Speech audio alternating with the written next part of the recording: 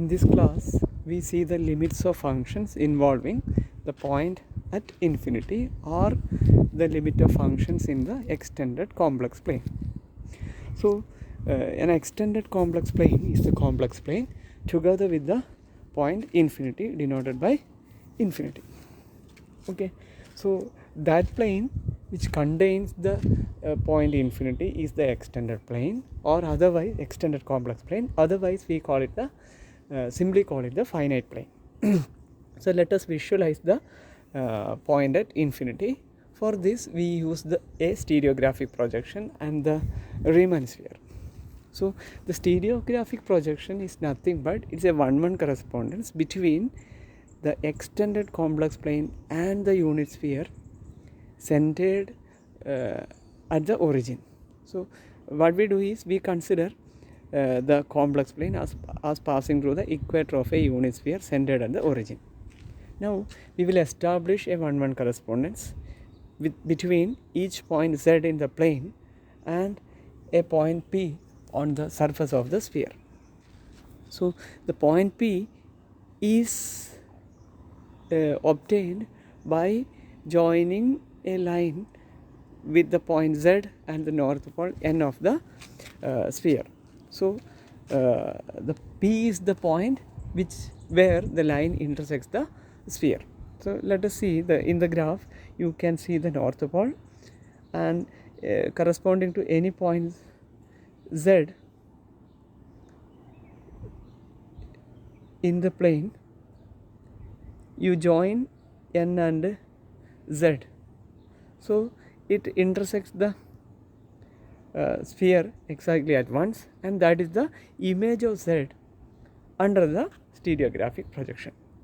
Okay, so we can see that this is a one-one correspondence. That is, there is a bijection between the points on the extended complex plane and the sphere. So the north pole N corresponds to the point infinity. So you can observe that to each point P on the surface of the sphere other than the north pole, there is exactly one point Z in the plane. So N is mapped onto the point at infinity. So exactly there is a one-one correspondence between the extended complex plane and the unit sphere. Okay, this sphere is known as the Riemann sphere, and the correspondence is called a stereographic projection. So what we observe is that if you consider this, say, hemisphere, so let us see, or if you consider this equator of the circle and any point in the exterior of this equator is mapped onto the upper hemisphere, this entire part of the sphere, whereas any point in the interior of this sphere is mapped onto the south pole. So if you join, you will get the point here. Okay. Similarly, any point on the surface, any point on the sphere, any point on the surface of the equator or any point on the equator will be mapped onto itself. Okay. So to define limit, we need the concept of a neighborhood. So let us observe that to each epsilon greater than 0, okay, so you consider an epsilon neighborhood of the north pole N. So we will observe that there are points in the neighborhood of infinity which corresponds to the circle mod Z greater than 1 by epsilon. So any neighborhood of, let us imagine any neighborhood of N is mapped onto a neighborhood of infinity. So a neighborhood of infinity is simply defined by mod Z greater than 1 by infinity. Okay, that is, a neighborhood of infinity is given any epsilon greater than 0 is the neighborhood mod Z greater than 1 by epsilon. Okay, so simply referring to a point Z, we mean a point in the finite plane, or else we will mention that it is a point in the extended complex plane. So using this we can readily define the limit z tends to z0 f of z equal to w0, where either z0 or w0 or both can be infinity. So what we do is we will replace in the epsilon delta definition of a limit, we will define the corresponding neighborhood of infinity, where either z0 or w0 or both becomes infinity. So let us again go back to the epsilon delta definition of limit. Say limit z tends to z0 f of z is equal to w0 if for every epsilon greater than 0 there corresponds a delta greater than 0 such that modulus of f of z minus w0 less than epsilon whenever 0 less than mod z minus z0 less than delta.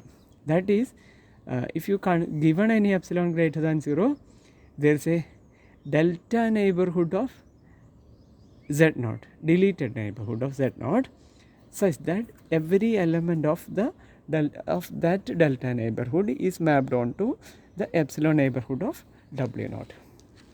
Okay, that is a concept. So using this we have a theorem which has three statements. Say if z0 and w0 are points in the z and w planes respectively, then first statement is limit z tends to z0 f of z is equal to infinity if and only if limit z tends to z0 1 by f of z is equal to 0. അതായത് limit infinity ആകണം. Say point is tending to a finite point, limit z tends to z0 f of z equal to infinity. എന്ത് ചെയ്താൽ മതി? z പകരം 1 by z വെച്ച് replace ചെയ്താൽ മതി. So limit z tends to z0 f of z is equal to infinity if and only if limit z tends to z0 1 by f of z is equal to 0. നേരെ തിരിച്ചുമാണ്, if and only if.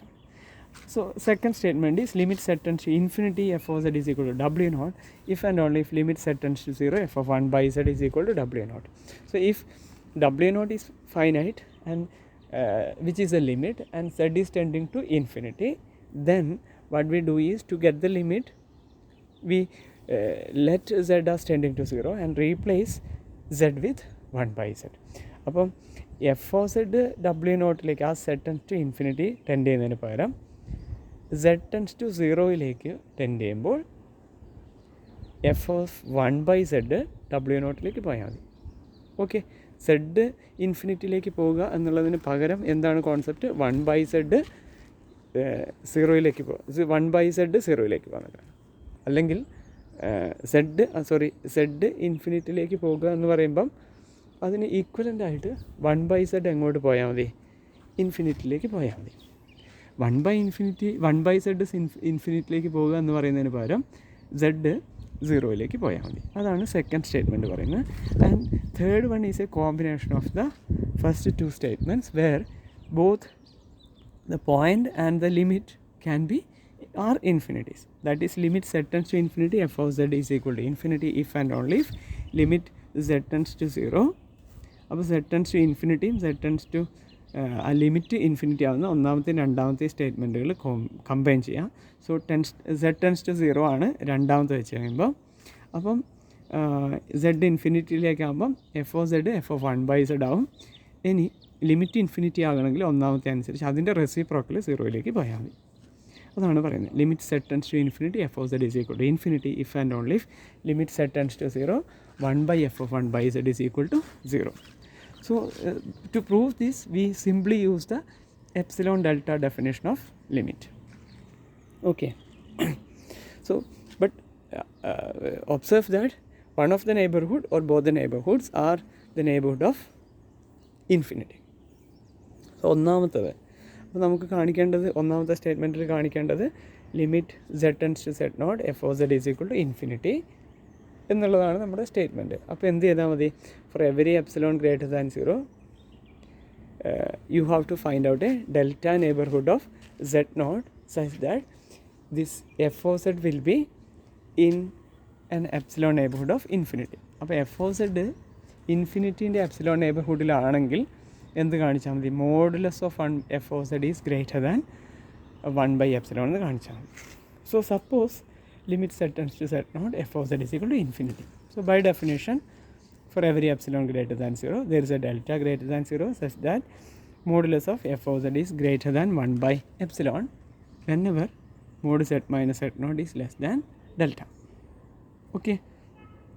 So this means f of z lies in the epsilon neighborhood of infinity. Okay. Whenever z is in the delta neighborhood of z naught. So replacing f of z with 1 by z, so we will get modulus of f of z greater than 1 by f of z, replacing f of z with 1 by f of z. So modulus of f of z greater than 1 by epsilon എന്നുള്ളതിന് പകരം modulus of 1 by f of z less than epsilon എന്ന് കാണിച്ചാൽ മതി. So just a rearrangement shows that modulus of 1 by f of z is less than epsilon whenever 0 less than mod z minus z naught less than delta. That means modulus of 1 by f of z minus 0 less than epsilon whenever 0 less than mod z minus z naught less than delta. And this is the proof of the first part. And the reverse implication can be easily done. ഇനി രണ്ടാമത്തതും അതേപോലെ തന്നെ ആരാണ് ഇൻഫിനിറ്റിയിലേക്ക് വന്നത്? Set നോട്ടാണ് ഇൻഫിനിറ്റിയിലേക്ക് വന്നത്. Z അപ്പം F of Z നോട്ടാണ് ഇൻഫിനിറ്റി. അപ്പം modulus of epsilon delta definition അനുസരിച്ച് for every epsilon greater than 0 there is a delta greater than 0 such that modulus of F of Z minus W not less than epsilon whenever Z not is or z is in the delta neighborhood of infinity, and the delta neighborhood of infinity is given by mod z greater than 1 by delta. So replacing z with 1 by z, we will get f of 1 by z minus w naught less than modulus less than epsilon whenever 0 less than mod z less than delta, or mod z minus 0 less than delta. This proves the second part, and a combination of these two gives the third limit also. So there is an illustrative example. First one, limit z tends to minus 1, iz plus 3 divided by z plus 1 is equal to infinity. So since the limit must be infinity, what we have to do is we have to apply limit to infinity angle, we have to apply the first part. So first part is replace f of z with 1 by f of z. Okay, അപ്പോൾ അതിന് പകരം എന്ത്, and set tends to ഇൻഫിനിറ്റിക്ക് പകരം set tends to limit 0യിലേക്ക് പോയാൽ മതി. അപ്പോൾ limit set tends to -1, ഇതിൻ്റെ reciprocal എടുക്കുക, z plus 1 divide by z plus 3, അത് 0 എന്ന് കാണിച്ചാൽ മതി. So observe that as z tends to -1 this tends to 0. രണ്ടാമത്തത് സെഡ് ഇൻഫിനിറ്റിയിലേക്ക് പോകാൻ. അപ്പോൾ എന്ത് ചെയ്താൽ മതി, ഫൈനൈറ്റ് ലിമിറ്റ് ആണെങ്കിൽ സെഡ് 0യിലേക്ക് കൊണ്ടുപോവുക, എഫ് ഓഫ് സെഡിനെ എഫ് ഓഫ് 1 by z വെച്ച് റീപ്ലേസ് ചെയ്യുക. അപ്പോൾ സെഡ് കാണുന്നിടത്തെല്ലാം 1 by z കൊടുക്കുക. അപ്പോൾ രണ്ടാമത്തത് അവിടെ എക്സാമ്പിൾ ചെയ്തിട്ടുണ്ട്. And the third one, limit രണ്ടും ഇൻഫിനിറ്റി ആണ്, അപ്പോൾ റെസിപ്രോക്കലും എടുക്കണം, സെഡിനെ 1 by z വെച്ച് റീപ്ലേസും ചെയ്യണം. Go through these examples.